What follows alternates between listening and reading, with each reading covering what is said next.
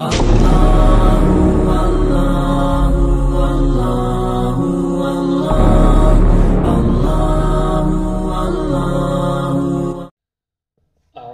بالله من الشيطان الرجيم. بسم الله الرحمن الرحيم. ألف لام را، تلك آيات الكتاب المبين. إنا أنزلناه قرآنا عربيا لعلكم تعقلون. نحن نقص عليك أحسن القصص بما أوحينا إليك هذا القرآن وإن كنت من قبله لمن الغافلين. إذ قال يوسف لأبيه يا أبت إني رأيت 11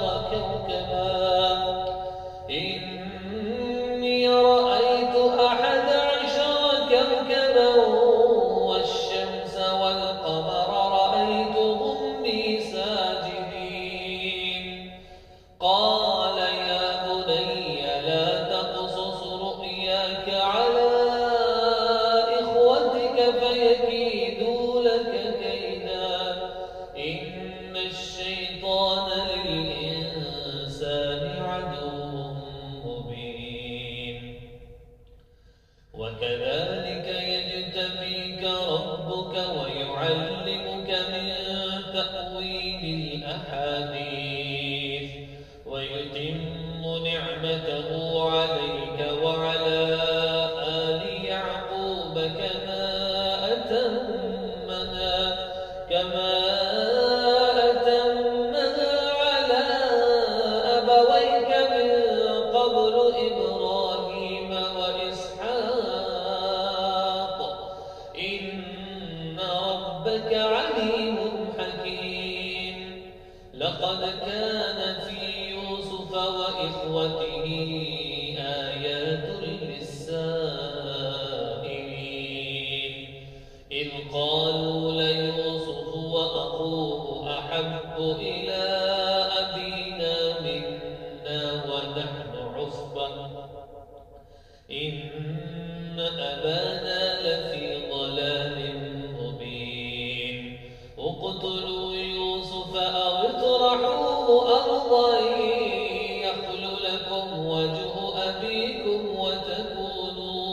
وتكونوا من بعده قوما صالحين.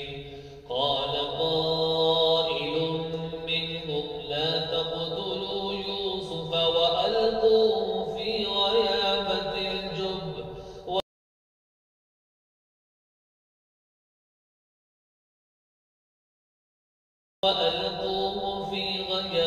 الجب يلتقطه بعض السيارة إن كنتم فاعلين. قالوا يا أبانا ما لك لا تأمنا على يوسف وإنا له لناصحون. أرسله معنا غدا يرتع ويلعب وإنا له لحافظون. إني ليحزنني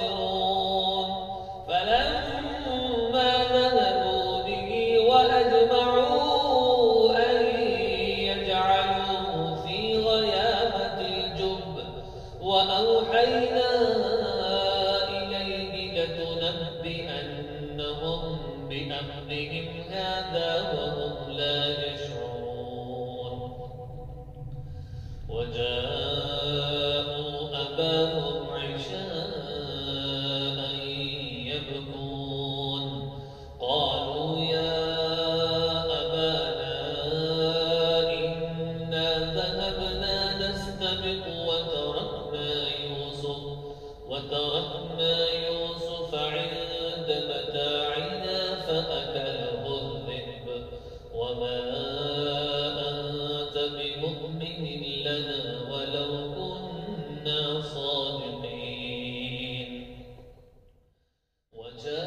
وجاءوا على قميصه بدم كذب قال بل سولت لكم أنفسكم أمرا فصبر جميل والله المستعان على ما تصفون وجاءت سيارة فأرسلوا والدهم فأدلى دلوه قال يا بشرى هذا غلام وأسروه بضاعة والله عليم بما يعملون وشروه بثمن بخس دراهم معدودة وكانوا فيه من الزاهدين وقال الذي اشتراه من مصر لامرأته أكرمي مثواه